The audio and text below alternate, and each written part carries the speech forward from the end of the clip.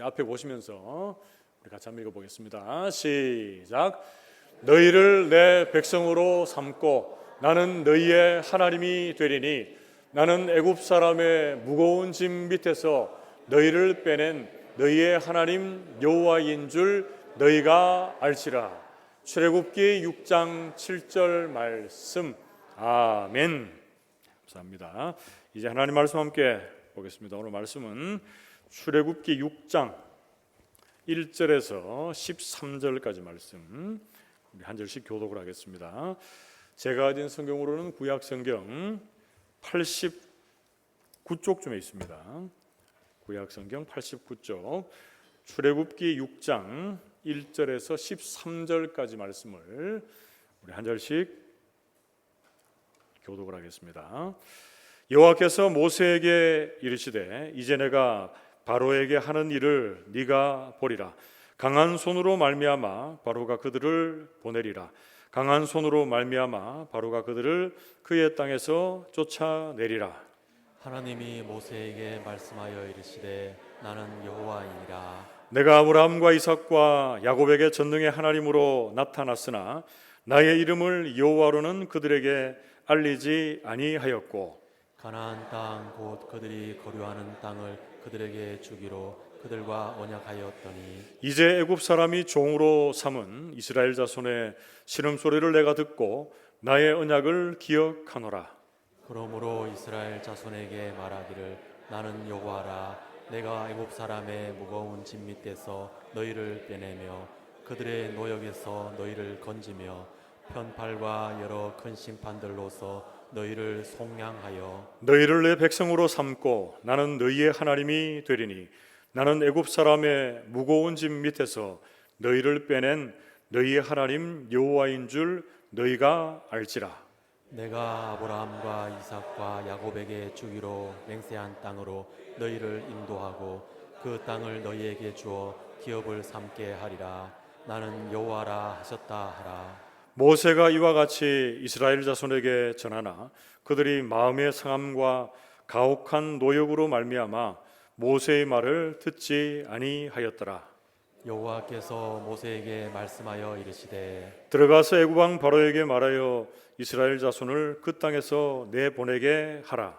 모세가 여호와 앞에 아뢰어 이르되 이스라엘 자손도 내 말을 듣지 아니하였거든 바로가 어찌 들으리이까. 나는 입이 둔한 자니이다. 함께 읽습니다. 여호와께서 모세와 아론에게 말씀하사 그들로 이스라엘 자손과 애굽 왕 바로에게 명령을 전하고 이스라엘 자손을 애굽 땅에서 인도하여 내게 하시니라. 아멘. 우리 앞뒤 좌우 분들과 이렇게 한번 인사하고 말씀을 받겠습니다. 말씀의 은혜 받읍시다. 인사하겠습니다.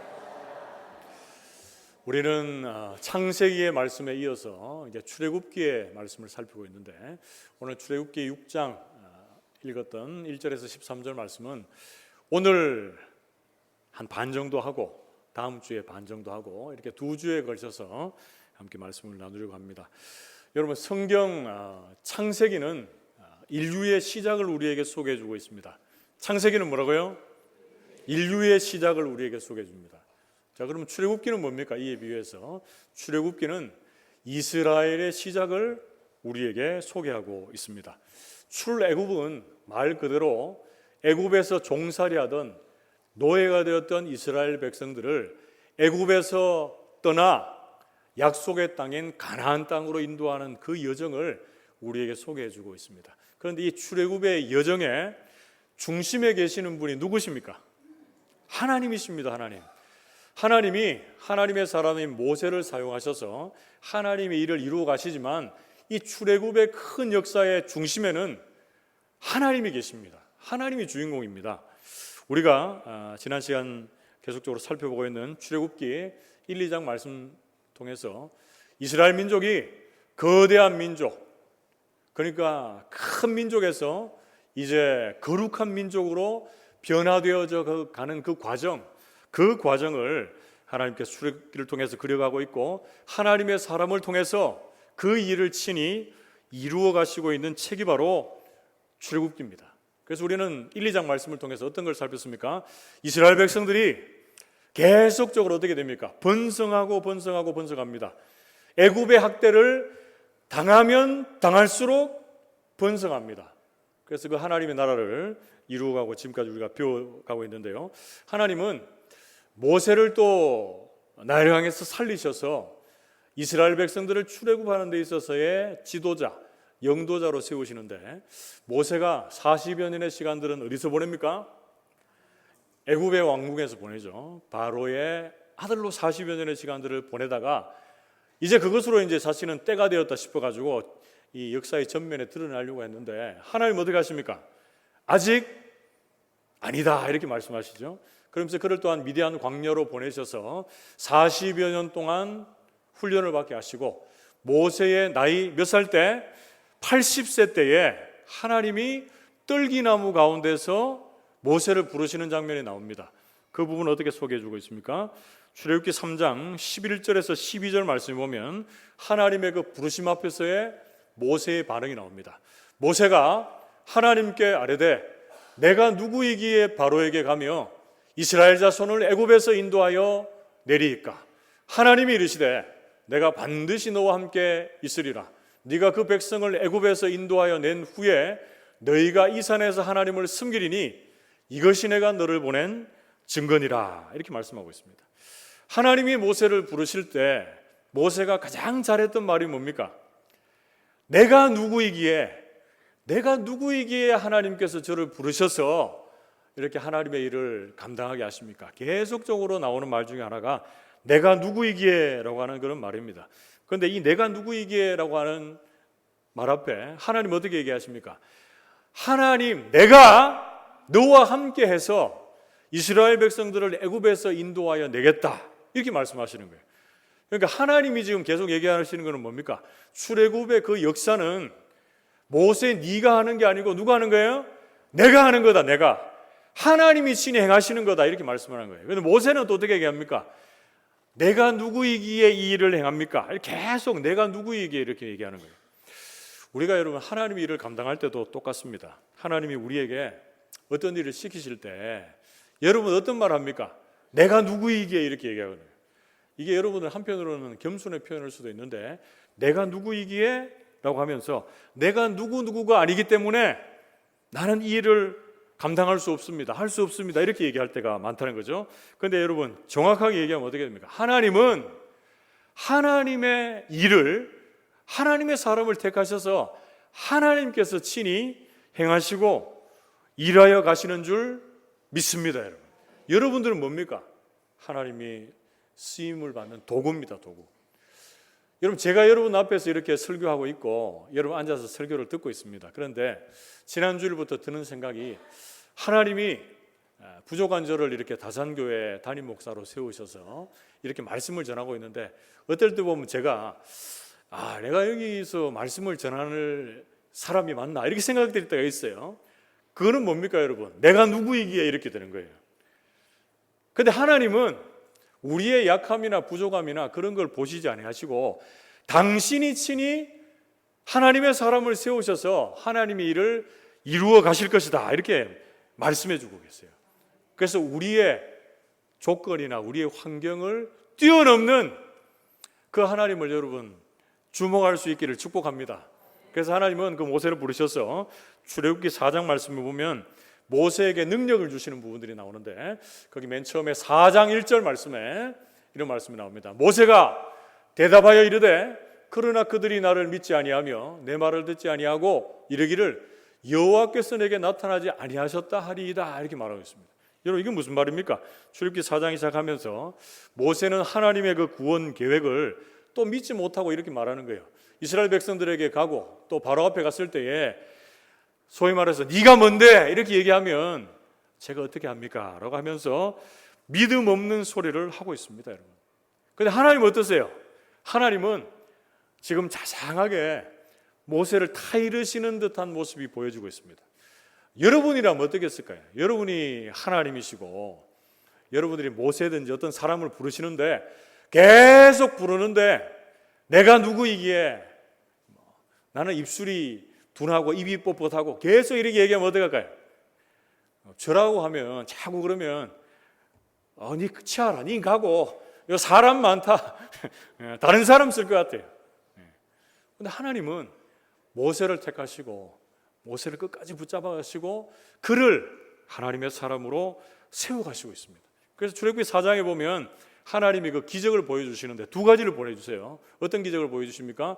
하나님이 뱀이 뭐가 되게 하십니까? 지팡이가 되게 하시고 또 지팡이가 뭐가 뱀이 되게 하십니다. 그리고 모세의 손을 이렇게 손 안에 넣었는데 나병이 들게 하셨다가 또 넣어서 다시 빼면 깨끗하여서 온전하여지는 그 기적을 보여주시는 거예요. 이 기적을 통해서 하나님께서 말씀하시는 게 뭡니까? 하나님은 뱀이 이제 사단을 상징한다고 볼 때, 또 애굽 사람들이 섬기는 우상이라고 볼 때, 하나님은 이 사단과 우상을 꺾으시는 전능하신 하나님이시다 말씀해주고 있습니다. 그리고 이 나병은 뭡니까? 이 당시에 사람들의 공동체에서 격리되어 있고 거의 모든 사람이 무서워하고 두려워하는 죽음의 병입니다. 그런데 그것을 하나님 어떻게 하시겠다고요? 낫게 해주시겠다 말씀해 주시는 거예요. 그래서 애굽에서 나병에 걸린 것과 같은 그런 종살이, 노예살이를 하고 있는 이스라엘 백성들에게 참된 회복과 자유와 능력을 주시는 분이 바로 나다 이렇게 말씀하시는 거예요. 여러분 어떤 목사님 설교할 때 내다 이렇게 얘기하시는데 하나님이 바로 내가 그런 사람이다, 아니 내가 바로 그 하나님이시다 이렇게 말씀해주고 계십니다.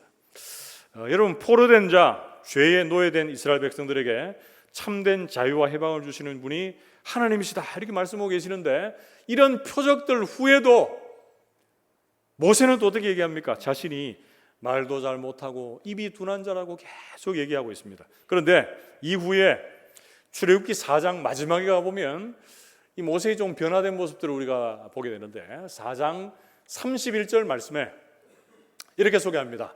백성이 믿으며 여호와께서 이스라엘 자손을 찾으시고 그들의 고난을 살피셨다 함을 듣고 머리 숙여 경배하였더라 이렇게 말씀하고 있습니다. 이 앞의 내용과 조금 상반된 내용이 나오는데 어떤 내용입니까? 모세가 처음에는 이스라엘 자손들이 믿지 않을 것이고 내 말을 듣지 않을 것입니다 이렇게 걱정했는데 하나님은 누구를 붙여주셨습니까? 모세의 형인 아론을 붙여주셨습니다. 그래서 아론을 붙여주셔서 같이 가서 이스라엘의 장로들에게 말하고 또 그들에게 이 하나님의 역사를 소개함으로 그들이 믿고 하나님을 경배했다라고 오늘 우리가 읽지는 않았지만 4장의 내용은 우리에게 소개를 해주고 있습니다. 그래서 여러분 우리의 생각과 계획에는 안 될 것 같은 일들이 있습니다. 그것이 바로 믿음 없음이라고 우리에게 소개를 해주고 있는데 그런데 하나님이 하시면 어떻게 됩니까? 하나님이 하시면 우리가 보기에 안 될 것 같은 그 모든 일들도 하나님이 친히 행하시고 하나님께서 친히 이루어 가실 줄 믿습니다. 그래서 우리가 본격적으로 오늘 본 말씀을 살필 때 여러분들이 내가 누구이기에 자꾸 여러분 믿음 없는 자리에 머물지 마시고 여러분 복된 주의를 그리고 여러분들이 삶의 현장에서의 여러분들의 믿음의 순간들 속에서 하나님이 맡겨주신 사역을 감당하며 하나님이 세임 주시고 하나님께서 새롭게 하실 것을 기대하는 은혜 가득한 행복한 주일이 되기를 주님의 이름으로 축복합니다. 그리고 오늘 우리가 읽었던 본문 출애굽기 6장 말씀을 읽었는데 그 앞에 5장과 6장의 내용을 한번 연결해 보면 출애굽기 5장에는 어떤 말씀이 나옵니까? 이제 하나님께서 이 모세와 아론을 애굽 왕 바로 앞에 세웁니다. 내 백성을 보내라 라고 이렇게 세우는데 바로가 꿈쩍합니까? 꿈쩍 안 합니까? 꿈쩍도 안 합니다. 꿈쩍도 안 하고 그 이스라엘 백성들의 노역을 더 학대하고 더 심화시키는 내용들이 나오고 모세는 어찌 보면 아론은 한 발 뒤로 물러났다가 출애굽기 6장 말씀에 보면 하나님께서 다시 모세를 부르셔서 그에게 사명을 주시고 위로하시고 격려하시는 내용이 바로 우리 오늘 출애굽기 6장 말씀인데요. 자, 이제 오늘 본격적으로 말씀으로 들어가서 우리가 오늘 살펴볼 본문 출애굽의 시작 세 번째 말씀에서 우리가 알게 되는 하나님의 메시지 가장 큰 부분 첫 번째로 우리는 뭘 살피게 됩니까? 첫째는 뭐죠? 출애굽의 장애물입니다. 출애굽의 장애물. 여러분 출애굽은 앞에서 언급했듯이 하나님의 역사입니다. 하나님께서 친히 역사하시고 이루어 가시는데 뭐가 있습니까? 앞에 장애물이 있습니다. 장애물이. 우리가 새벽 시간에 얼마 전에 살폈던 느헤미야의 성벽 재건 사역에도 하나님의 큰 역사를 이루어가는데 뭐가 있습니까? 내적으로 외적으로 장애물들, 방해 세력들이 있다는 거예요. 그러나 하나님은 그 모든 것들을 뛰어넘어 역사하시는 것을 우리는 말씀 속에서 확인합니다. 그런데 우리가 출애굽의 장애물, 그것이 구체적으로 무엇인지 한번 살피면서 또 하나님의 그 이루어가심을 우리가 구체적으로 한번 정리를 해봅시다. 자, 그 첫 번째, 출애굽의 장애물, 오늘 본문을 통해서 나타나는 그 첫 번째는 이스라엘 백성들의 뭡니까? 원망입니다. 원망. 자, 우리 같이 한번 따라해 봅시다. 원망. 좀 더 구체적으로 하면 6장 9절 말씀에 보면 그들의 마음의 상함, 체념과 가혹한 노역이었다 이렇게 말하고 있는데, 출애굽기 6장 9절 말씀에 이렇게 말씀합니다. 모세가 이와 같이 이스라엘 자손에게 전하나 그들이 마음의 상함과 가혹한 노역으로 말미암아 어떻게 했다고요? 모세의 말을 듣지 아니하였다 이렇게 말씀하고 있습니다. 여러분, 이스라엘 백성들이 학위가 2개입니다. 제가 말씀드린 것 같은데, 여러분, 이스라엘 백성들이 공부를 많이 했어요. 또 별로 또 반응이 별로 없으신데 1부 때요 여기 얘기하니까 입술이 이렇게 이렇게 막 인상 쓰시던 분들이 조금 풀리던데, 자, 여러분, 이스라엘 백성들이 나온 학위 첫 번째는 뭡니까? 원망대학의 불평학과. 다시 따라해 봅시다. 원망대학의 불평학과를 나왔습니다. 자, 따라해 볼게요. 원망대학 불평학과.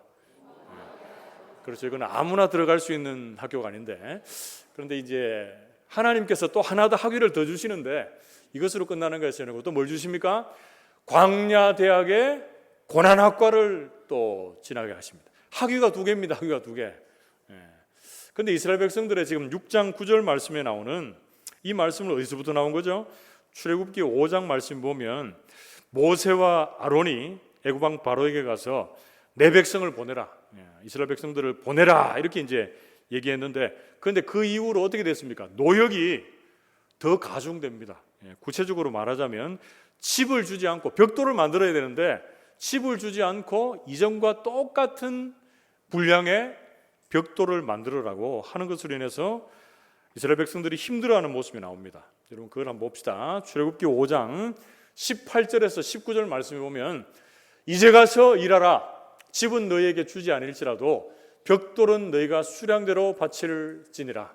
기록하는 일을 맡은 이스라엘 자손들이 너희가 매일 만드는 벽돌을 조금도 감하지 못하리라 함을 듣고 화가 몸에 미친 줄을 알고 이렇게 말합니다. 애굽의 감독원들이 이스라엘의 기록원들에게 이 얘기를 했을 때에 그들이 듣고 지금 이제 자기들의 몸에 화가 미친 줄 알았다. 이게 무슨 말입니까? 이제 우리 죽게 됐다 이렇게 얘기하는 거예요. 그래서 이 바로왕 앞을 떠나는 모세와 아론을 보면서 그들에게 가서 하는 말을 여러분 한번 보십시오. 출애굽기 5장 20절에서 21절 말씀에 그들이 바로를 떠나 나올 때에 모세와 아론이 길에서 있는 것을 보고 그들에게 이르되 너희가 우리를 바로의 눈과 그의 신하의 눈에 미운 것이 되게 하고 그들의 손에 칼을 주어 우리를 죽이게 하는도다. 여호와는 너희를 살피시고 판단하시기를 원하노라. 아멘. 이스라엘 백성들의 몸은 가혹한 노역으로 인해서 점점 지쳐갔습니다. 그래서 그들의 마음이 어떻게 했다고요? 마음의 상함, 체념이 생겼고 그들의 몸은 점점 지쳐갔습니다. 그런데 오늘 본문 말씀에 여러분 우리가 좀 고상하게 읽었어요. 20절에서 21절 말씀을 읽었는데 이걸 좀 직설적으로 표현하면 어떻게 합니까? 모세와 아론에 가서 어떻게 하는 거죠? 모세야, 아론아, 우리가 이제 다 죽게 생겼다는 거예요. 너희가 무슨 말을 해서 그들이 칼을 들고 우리를 더 미워하고 우리를 더 혹독하게 해서 우리는 다 죽게 되었다. 이렇게 얘기하면서 21절 하반절에 나오는 여호와는 너희를 살피시고 판단하시기를 원하노라 이렇게 말합니다. 그럼 여기는 좀 좋게 표현했는데 이거를 다른 번역으로 하면 어떻게 될까요? 하나님이 모세와 아론을 살펴보시고 그들에게 벌을 내렸으면 좋겠습니다. 이렇게 얘기하는 거예요. 그들의 불평과 원망이 이 지도자들을 향해서 그대로 여러분 쏟아지고 있습니다. 여러분, 우리 인생에도 여러 가지의 순간들 속에서 찾아오는 불평이나 원망의 순간들이 있습니다. 그런데 여러분, 불평하고 원망하면 우리의 인생의 앞길을 가장 크게 가로막는 장애물이 됩니다. 여러분, 그런데 그때 뭐 해야 됩니까? 그때라도 매 순간 우리의 앞을 간섭하고 섭리하시는 하나님을 신뢰해야 됩니다, 여러분. 그것을 신뢰하지 못하면 우리가 우리의 생각과 욕심을 따라 살아가는 세상 사람들의 자리가 우리의 자리가 됩니다. 사랑하는 성도 여러분, 우리가 이 부분에서 살펴보고 있는 출애굽의 장애물, 그 첫 번째는 뭐라고요? 첫 번째, 이스라엘 백성들의 원망입니다. 그리고 불평입니다. 이들의 불평과 원망이 어디에서부터 시작되는지를 한번 보십시오. 그들은 영육의 공고함으로 인해서 이 불평과 원망이 시작되고 있습니다. 먼저는 마음이 상했고 몸이 가욕한 노역으로 인해서 피곤하고 피폐했을 그때에 그들이 한마디로 영육이 지쳐서 불평과 원망의 자리에 이르고 있습니다. 그래서 건전한 육체야 건전한 정신이라고 하는 말이 있듯이 우리의 정신뿐 아니라 우리의 육체도 잘 관리하는 것이 필요하다라고 하는 것은 말할 필요가 없습니다. 그런데 중요한 것이 뭐냐? 어떤 상황 속에서도 우리가 뭐 해야 됩니까? 하나님이 우리의 인생들을 친히 붙들고 계신다라고 하는 그 믿음, 그 마음이 저와 여러분들 우리에게 있기를 축복합니다. 그래서 하나님 앞에서 어떤 상황을 만나더라도 우리 성도들은 어떻게 해야 됩니까? 불평하고 원망하기보다는 하나님 앞에, 그렇죠, 여러분, 감사할 수 있기를 축복합니다. 그리 아니하실지라도 그럼에도 불구하고 우리 성도들에게 감사, 고차원적인 이 감사가 풍성하게 넘쳐나셔서 6개월의 시간들을 지나고 있는 이 즈음에 불평과 원망을 이기고 주님 주시는 감사로 충만해질 수 있기를 주님의 이름으로 축복합니다. 크게 두 번째로 오늘 본 말씀에서 알 수 있는 출애굽의 장애물, 그 두 번째는 뭡니까? 두 번째는 애굽왕 바로의 교만입니다. 교만, 마음의 완악함이라고 말할 수 있는데요. 우리 한번 같이 한번 따라해 봅시다. 교만, 누구의 교만입니까? 그렇죠, 애굽왕 바로의 교만입니다. 성경 곳곳에는 잠언 16장 18절 말씀에도 보면 어떻게 얘기합니까? 교만은 뭐의 선봉입니까? 패망의 선봉이다. 겸손은 종기의 앞잡이다. 이게 무슨 말입니까? 교만하면 실패의 맨 앞자리에 선다는 거예요. 겸손하면 존귀한 자리에 맨 앞자리에 선다는 거예요. 출애굽기 17장 13절에서 14절 말씀 보면, 그러나 바로의 마음이 완악하여 그들의 말을 듣지 아니하니 여호와의 말씀과 같더라. 여호와께서 모세에게 이르시되 바로의 마음이 완강하여 백성 보내기를 거절하는도다. 이렇게 말씀해 주고 있습니다. 이런 이 말씀은 어디에서 나온 말씀이냐면 모세와 아론이 다시 바로에게 가서 지팡이를 뱀으로 변하게 합니다. 그런데 그때 요술사들이 똑같이 따라해요. 그것을 따라할 때 아론의 지팡이가 그들의 지팡이를 삼켰을 때에 하는 말이 바로 이 말입니다. 그런데 여기서 우리가 한 가지 생각해 볼 것이 있는데, 여러분 제가 문제를 하나 드릴게요. 자, 눈 감으신 분은 눈 뜨시고, 눈 감으신 분은 제가 이제 따로 얘기 안 합니다. 자, 문제를 아직 안 뜨신 분이 있는데 눈 뜨시고, 눈 뜰 때까지 얘기해요. 자, 제가 1번, 2번 정답을 맞추는 문제를 드릴 테니까 뭐 상은 없습니다. 여러분들이 마음속으로 얘기해 보시면 좋겠는데, 이 바로의 마음이 원래 악했습니까? 아니면 하나님께서 바로의 마음을 완악하게 하셨습니까? 1번, 바로의 마음이 원래 교만하고 완악했다. 두 번째, 하나님께서 이 바로의 마음을 완악하게 하시고 교만하게 하셨다. 2번. 자, 정답은 뭡니까? 1번, 2번. 그럴 줄 알았어요. 제가 1번, 2번 할 때는 정답이 없습니다. 정답이. 1번, 2번이 다 답입니다. 다 답이에요. 성경을 여러분 쭉 읽어보면 이 두 가지가 다 나오거든요. 그래서 애굽 왕 바로의 마음이 원래 완악했다, 이런 표현들이 많이 나오고, 뒤쪽으로 갈수록 또 어떤 말이 나옵니까? 하나님이 바로의 마음을 완악하게 하셨다, 이런 말씀이 나와요. 그래서 제가 이 전체적인 성경의 내용들을 보면서 종합해 볼 때 하나님이 이 원래 완악했던 바로의 마음을 또 점점 더 완악하게 하셨다라는 결론을 낼 수 있습니다. 여러분 출애굽기 3장 19절에서 20절 말씀을 보면, 내가 하노니 강한 손으로 치기 전에는 애굽 왕이 너희가 가도록 허락하지 아니하다가 내가 내 손을 들어 애굽 중에 여러 가지 이적으로 그 나라를 친 후에야 그가 너희를 보내리라 이렇게 말합니다. 그러면 애굽왕 바로, 이 바로의 행했던 모든 일들을 여러분 성경에서 한번 찾아서 한번 보십시오. 그들의 마음이 얼마나 완악하고 교만했는지를 우리가 금세 알 수 있습니다.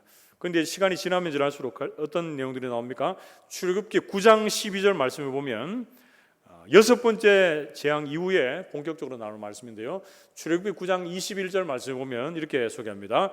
그러나 여호와께서 바로의 마음을 완악하게 하셨으므로 그들의 말을 듣지 아니하였으니 여호와께서 모세에게 말씀하심과 같더라 이렇게 말씀해 주고 있습니다. 그래서 원래 바로의 마음이 강팍했는데 하나님은 어때요? 기회를 주시는 거예요. 여러 가지 시간들로 돌아올 기회를 주시고 또 주시는데 돌아오지 않습니다. 그래서 결국에는 하나님이 이 바로의 마음을 점점 강팍하게 하셔서 애굽왕 바로를 뭘로 사용하시는 거예요? 악의 도구로 사용하시는 거예요. 그래서 이 악의 도구 바로가 사용됨으로 말미암아 하나님의 전능하심과 하나님의 위대하심은 더 높이 드러나고 찬양을 받게 되는 줄로 믿습니다, 여러분. 우리의 인생에도 여러분, 이 교만이라고 하면 생각나는 게 뭐 있습니까? 우리의 인생에도 내가 잘나고 똑똑하고 내가 아니면 이 일이 될 수가 없습니다. 이럴 때가 있습니다. 내가 꼭 인정받아야 되고 내가 꼭 높아져야 한다. 그러니까 교만한 자리로 머물 때가 있습니다. 저도 있고 여러분들도 다 있어요. 그런 일 없다라고 하면 거짓말이에요, 거짓말. 그거 진짜 거짓말이에요. 다 내가 인정받고 싶을 때, 높아지고 싶을 때 내가 아니면 이 일은 안 됩니다. 이렇게 생각할 때가 있다는 거예요. 자, 그런데 여러분, 그 전에 우리가 뭘 생각하게 됩니까? 한 가지 먼저 생각하는 거. 내가 여기에 있는 것이 뭡니까? 하나님의 은혜다. 그거 생각하면 우리는 내게 주신 모든 것이 주님의 것이고 주님의 것이를 인정한다면 교만할 거리가 없습니다. 교만할 거리가 없어요. 우리 좌우 계시는 분들하고 이렇게 한번 인사합시다.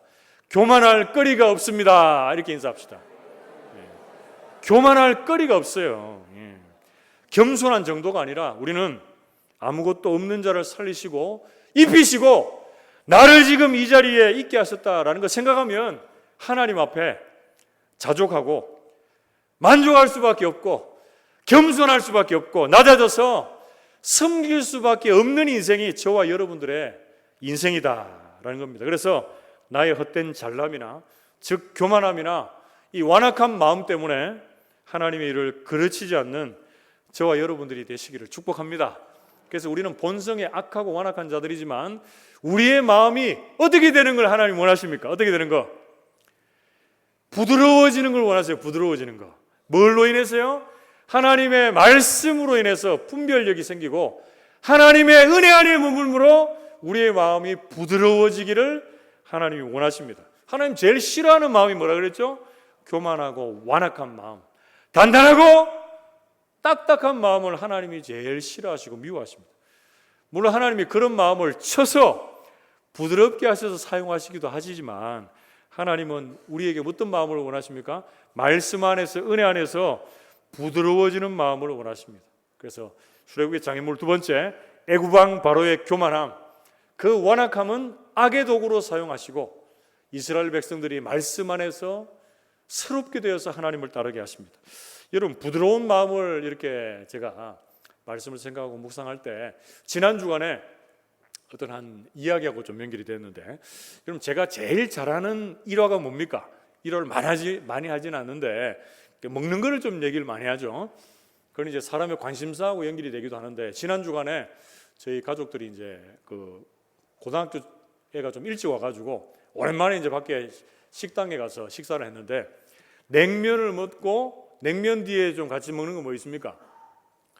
안 먹어봐서 잘 모르겠습니까? 육전, 소고기 육전 그걸 이제 시켜서 먹었는데 냉면은 잘 먹었는데 뒤에 육전이 보통 이제 육전을 잘하려고 그러면 제가 이제 뭐 레시피도 잘 모르지만 보통 육전 식당에 가서 먹으면 어떻게 나옵니까? 크게 둥그렇게 해가지고 이제 계란 묻혀가지고 이렇게 나와가 이렇게 좀 썰어서 먹는데 거기 식당에 가니까 다 잘라서 나오대. 잘라서 나와서 제가 입 딱 먹었는데 너무 딱딱한 거예요. 육포를 씹는 듯한.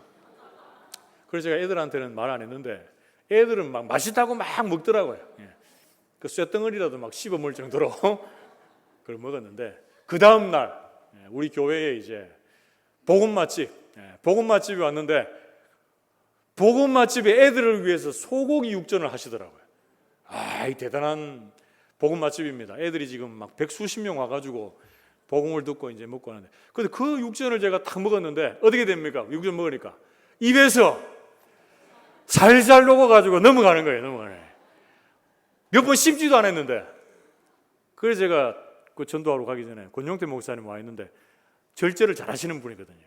잘 안 먹는 분이거든요. 저하고 처음에 한 몇 년 사귀었다가 살 많이 찌고 지금 회개하고 지금 돌아왔는데, 저는 아직까지 회개를 잘 못해가지고 그거 하나 먹어보라 줬어요. 너무 맛있어가지고 줬는데 저기 이제 양치해도 안 먹으려 하더라고요.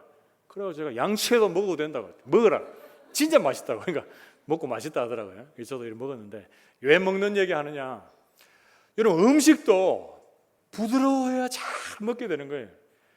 우리의 마음도 여러분 하나님의 말씀으로 인해서 부드러워져야 하나님이 사용하시기에 합당한 자리로 인도함을 받게 되는 줄 믿습니다.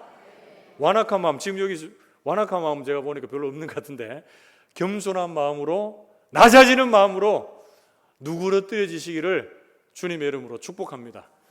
제가 1부 때 한 가지 말씀을 더 드렸는데 2부 때도 말씀을 좀 나누면 좋겠는데, 우리가 이제 그 화요 중보기도 모임이 있어요. 여러분 아시는 분은 다 아시고 모르시는 분은 모르시는데, 거기에 기도하러 오시는 분들이 지난 주간에는 60몇 분 오셨고 등록되어 있는 분만 한 5분 전후가 되는데, 한 번도 지금 안 오신 분들이 있으면 회개해야 됩니다. 진심으로 회개를 해야 돼요. 그런데 거기에 와서 우리 여기 그 김수미 권사님이 말씀을 전하시는데, 제가 계시다고 안 계시다고 제가 하는 얘기가 아니고, 제가 앉아서 말씀에 진짜 은혜를 정말 많이 받아요.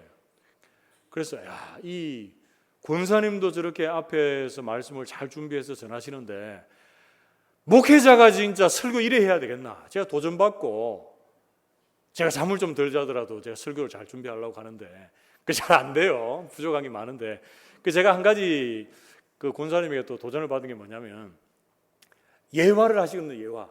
저는 설교할 때 솔직히 예화 멋지다가 멋지지 잘 안 하잖아요, 그죠?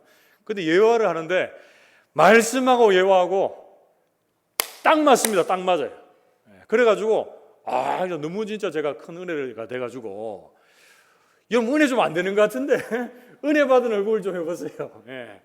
그래가지고 나도 설교 때 참 예화를 좀 하고 은혜를 좀 끼쳐야 되겠다. 그래서 얼마 전에 이제 제가 사역하고 얼마 안 돼서 집사님 한 분 중에 나가시면서 이런 얘기 하셨습니다. 장모 집사님이 저한테, 목사님 설교를 30분 40분이 하는데 예화를 좀 앞뒤에 좀 하면은 우리 좀 나이 든 사람이나 이런 사람들은 참 너무 좋겠다고. 그래서 제가 그 다음 주에 몇 번 하다가 또 쭉 쉬고 있잖아요, 그죠? 이게 잘 안 되거든요, 스타일이. 그래서 제가 지난 주간에 또 말씀에 은혜 받고 제가 오늘 예화를 하나 준비했습니다. 겸손에 관련된 예화를 준비했는데, 예화 한 100개 정도 읽고 그 중에 하나를 준비했는데, 연결이 여러분 잘 안 된다 생각하시면 할 수 없고 은혜를 이제 사모하는 마음으로 받으시면 돼요. 자, 제가 예화를 한번 소개해 드릴게요. 헨리 나우엔이라고 들어봤습니까? 헨리 나우엔은 1932년에 태어나셔가지고 1996년 7년까지 사셨는데 영성가입니다. 영성가, 가톨릭의 신학자이기도 하고 저기 뭡니까? 예일대, 하버드 대학 이렇게 교수 사역을 오래 하신 분인데, 이분이 이 교수 사역을 내려놓고 어디로 갔냐면 데이브레이크 공동체라고 정신 지체 장애우들, 그분들 이렇게 사는 공동체로 갔어요. 그래서 정확하게는 86년부터 해서 심장마비로 소천할 때까지 96년까지 10년 동안 거기서 사역하시다가 이제 돌아가셨는데, 많은 사람들이 물었습니다. 이분이 어릴 때부터 신동이라 그래요. 정말 똑똑하신 분인데 그 대학의 모든 명예와 권위 그런 거 다 내려놓고 왜 그쪽으로 갔는가? 기자들이 얼마나 많이 궁금하고 묻고 싶었겠어요, 그죠? 그거에 저서가 이제 한 40여 권 더 많이 있는데, 그 당시 그때 딱 그분이 쓴 책이 있는데, 예수 그리스도의 이름으로, 이런 책이 있습니다. 저도 예전에 읽어본 기억이 있는데, 자, 그 책에서 그분이 왜 그쪽으로 갔는지에 대해서 이렇게 소개를 하고 있습니다. 제가 한번 읽어드릴게요. 예수를 진정으로 알려면 내리막길을 체험해 보아야 합니다. 주님이 말씀하시고 몸소 행하셨던 그 복음은 내리막길에서만 체험할 수 있습니다. 꼭대기로만 올라가는 오르막길로만 전진하다 보면 거기에는 예수님이 없습니다. 이렇게 얘기했습니다. 그래서 하버드대학 교수가 나쁘다는 게 아니고 그 사역을 내려놓고 정신지체 장애우를 섬기는 그 10여 년의 시간 동안 그분이 뭐 했는지 압니까? 장애우들 용변 보는 거 이렇게 받아주고 식사시키고 같이 세수하고 거기 10년 살면서 더 은혜롭고 영성 있는 많은 책들을 썼습니다. 그래서 예수님을 만나기 위해서는 우리는 높은 곳으로 갈 필요가 없습니다. 어디로 가야 됩니까? 낮은 곳으로 처하며 그곳에서 있을 때 주님 만나는 거예요. 그래서 이 바로의 교만함, 완악함을 우리가 돌아보며 우리는 어떻습니까? 마음을 낮은 죄로 거하며 하나님 온전히 만나고 예수 그리스도를 만나는 자리에서 주님 앞에 귀하게 쓰임받게 되기를 주님의 이름으로 축복합니다. 우리 주께서 이 땅에 오신 이유는 섬김을 받으려 하는 것이 아니고 어떻게 됩니까? 섬기려 하고 자기 목숨을 많은 사람의 대속물로 주시기 위해서 이 땅에 오셨다라고 말씀해 주고 있습니다. 우리 모든 성도들이 내 안에 있는 교만이나 인정받고 싶은 욕구들이 있다면 다 내려놓고 낮은 자리, 겸손한 자리에 머물 수 있게 되기를 주님의 이름으로 축복합니다. 마지막 세 번째로 우리가 본 말씀 출애굽기의 시작 세 번째 말씀에서 할 수 있는 출애굽의 장애물 그 세 번째는 뭡니까? 모세의 낙심입니다. 낙심. 우리가 좀 따져 봅시다. 낙심. 그렇죠. 모세는 낙심에서 이제 불신의 자리까지 나갑니다. 그래서 그가 잘했던 말 중에 가장 대표적인 게 뭡니까? 내가 누구이기에 계속 이 말을 하는 거예요. 자, 그런데 이 모세가 낙심이나 불신의 자리에 머물 수밖에 없었던 이유가 있어요. 모세가 착각하고 있는 큰 게 하나 있었습니다. 그게 뭡니까? 하나님의 일을 누가 한다고 생각했습니까? 그죠? 자기 자신이 그 일을 한다고 이렇게 생각했는 거예요. 그런데 여러분 중요한 것은 뭡니까? 내가 하나님의 일을 그 일을 행하는 게 아닙니다. 보냄을 받은 내가 중요한 것이 아니고 누가 중요합니까? 나를 보낸 자가 누구인지가 중요한 거예요, 여러분. 보냄을 받은 나의 능력이 중요한 것이 아니고 나를 보내신 하나님의 능력이 중요한 줄로 믿습니다. 그래서 그 하나님을 아는 크기가 내 믿음의 크기입니다. 불평과 원망으로 일관하고 있던 이스라엘 백성들의 모습을 보며 다시 하나님 앞에 낙심의 마음으로 불신의 마음으로 서 있는 모세의 모습을 한번 보십시오. 출애굽기 5장 22절에서 23절 말씀에 보면 모세가 여호와께 돌아와서 아뢰되 주여 어찌하여 이 백성이 학대를 당하게 하셨나이까? 어찌하여 나를 보내셨나이까? 23절 내가 바로에게 들어가서 주의 이름으로 말한 후로부터 그가 이 백성을 더 학대하며 주께서도 주의 백성을 구원하지 아니하시나이다 이렇게 말하고 있습니다. 여러분 여기서 어찌하여라는 거 반복되죠. 이게 여러분 좀 듣기 쉽게 풀어야 하면 뭡니까? 하나님이 보내서 내가 갔는데 그것 때문에 이스라엘 백성들이 더 학대를 당하고 죽게 생겼습니다. 그런데 하나님 왜 그 이스라엘 백성들을 구원할 생각도 없고 구원할 기미도 없이 이렇게 계십니까? 이렇게 하나님 앞에 낙심하며 불신의 자리로 나가고 있는 거예요. 출애굽기 6장 말씀에도 모세가 또 어떤 얘기를 합니까? 자비의 입이 둔한 얘기를 또 합니다. 출애굽기 6장 10절에서 12절 말씀에 보면 여호와께서 모세에게 말씀하여 이르시되 들어가서 애굽 왕 바로에게 말하여 이스라엘 자손을 그 땅에서 내보내게 하라. 하나님 이렇게 얘기하셨는데 12절 같이 한번 읽어봅시다. 12절 같이 읽습니다. 시작. 모세가 여호와 앞에 아뢰어 이르되 이스라엘 자손도 내 말을 듣지 아니하였거든 바로가 어찌 들으리까? 나는 입이 둔한 자니이다. 아멘. 모세는 어떻게 합니까? 하나님 주목하지 못하고 자꾸만 내가 누구이기에 나는 말을 잘 못하고 입이 둔한 자라고 하면서 낙심하고 하나님 향한 불신의 자리로 서 있습니다. 이것은 어디서부터 시작됐습니까? 앞에서부터 계속 이어지고 있는 내용입니다.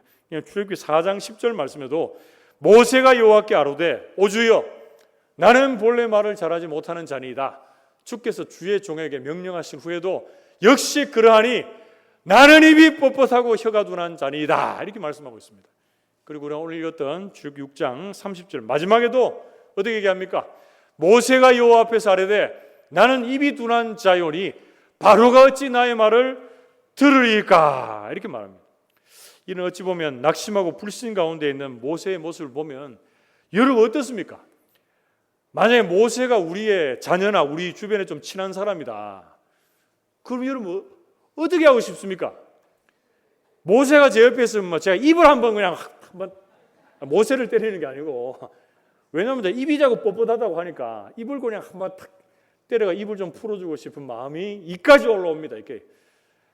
참, 근데 하나님 대단하신 것 같아요. 하나님도 어떻게 얘기하십니까? 6장 13절에 하나님의 대답을 한번 같이 읽어봅시다. 같이 읽습니다. 시작. 여호와께서 모세와 아론에게 말씀하사 그들로 이스라엘 자손과 애굽 왕 바로에게 명령을 전하시고 이스라엘 자손을 애굽 땅에서 인도하여 내게 하시니라. 아멘. 하나님이 지금 13절에도 그렇게 말씀하시고 26절에도 그렇게 말씀하시는데 어떻게 말씀하십니까? 모세야, 네 혼자 아니다. 누가 있다고 합니까? 네 형 아론이 있어가지고 거기에 네 말을 담아줄 테니까 같이 가라. 모세와 아론이 나오죠. 그리고 네 말을 하는 게 아니다. 네가 말 잘해서 바로를 설득하는 게 아니다. 뭘 전한다고 합니까? 바로에게 하나님의 명령을 전하는 것이다. 이렇게 말하는 거예요. 하나님의 명령을 전하는 것이다. 근데 지금 모세는 그것을 모르고 하나님 앞에서 낙심과 불신의 모습을 쏟아내고 있습니다. 그때 하나님이 오늘 우리가 요절 말씀이죠. 출애굽기 6장 7절 말씀에 가서 하나님의 하나님 되심을 증거할 것을 이렇게 말씀해 주고 있습니다. 너희를 내 백성으로 삼고 나는 너희의 하나님이 되리니 나는 애굽 사람의 무거운 짐 밑에서 너희를 빼낸 너희의 하나님 여호와인 줄을 너희가 알지라. 이렇게 말씀합니다.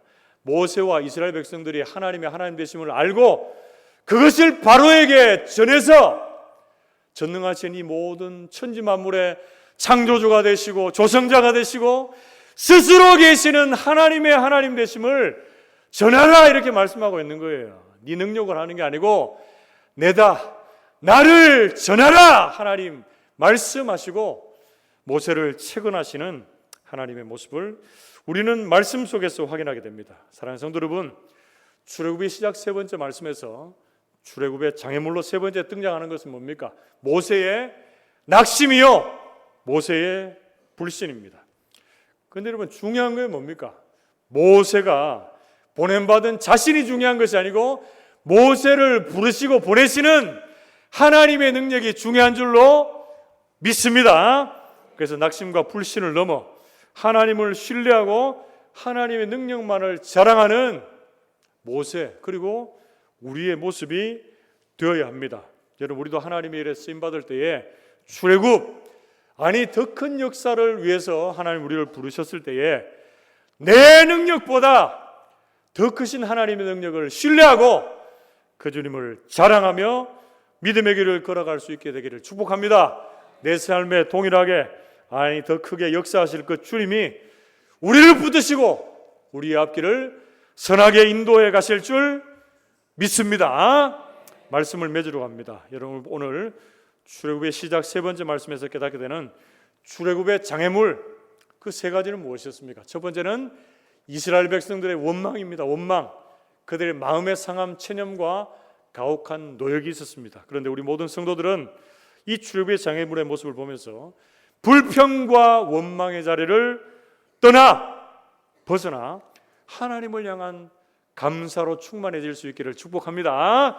그리고 두 번째, 애굽 왕 바로의 교만, 이 마음의 완악한 모습을 보면서 우리 성도들은 교만의 자리를 떠나 예수 그리스도의 겸손한 마음으로 말씀 안에 은혜 안에 머물 수 있게 되기를 축복합니다. 마지막 세 번째, 모세의 낙심하고 불신하는 그 자리를 넘어 하나님을 더욱더 전심으로 신뢰하고 하나님만 자랑하는 저와 여러분들 하나님의 사람들이 다 되시기를 주님의 이름으로 축복합니다. 함께 기도합시다.